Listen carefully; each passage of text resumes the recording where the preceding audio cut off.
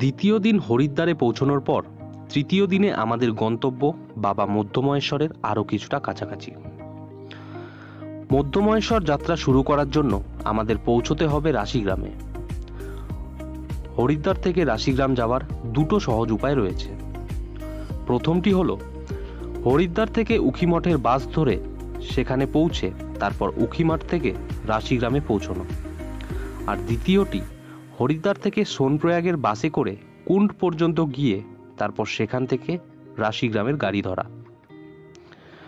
হরিদ্বার থেকে উখিমঠ যাওয়ার গাড়ির সংখ্যা কম হওয়ায় এবং অগ্রিম বুকিংয়ের সুবিধা না থাকায় আমরা দ্বিতীয় উপায়টিকেই বেছে নিই। এক্ষেত্রে আমাদের সাহায্য করেছে tehari Garewal motor owners corporation. তাদের সাথে যোগাযোগের ডিটেলস ভিডিওর ডেসক্রিপশনে দেওয়া রইল।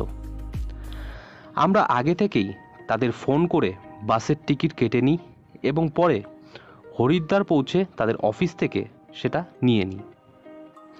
তবে এক্ষেত্রে আপনাদের সোনপ্রয়াগ পর্যন্তই বুকিং করতে হবে, যার খরচ পড়বে জনপ্রতি প্রায় 650 টাকা। এরপর হরিদ্বার থেকে প্রায় 7 ঘন্টার দীর্ঘ পথ পাড়ি দিয়ে আমরা পৌঁছই কুন্ডে। কুন্ড পঞ্চকেদারের পরিপ্রেক্ষিতে খুবই গুরুত্বপূর্ণ। জায়গাটিকে সহজভাবে জংশনও বলা চলে।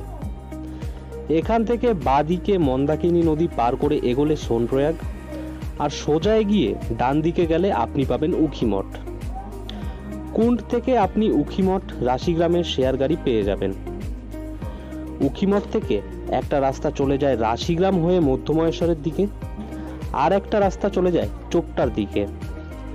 সেখান থেকে শুরু হয় তুঙ্গনাথের পদযাত্রা।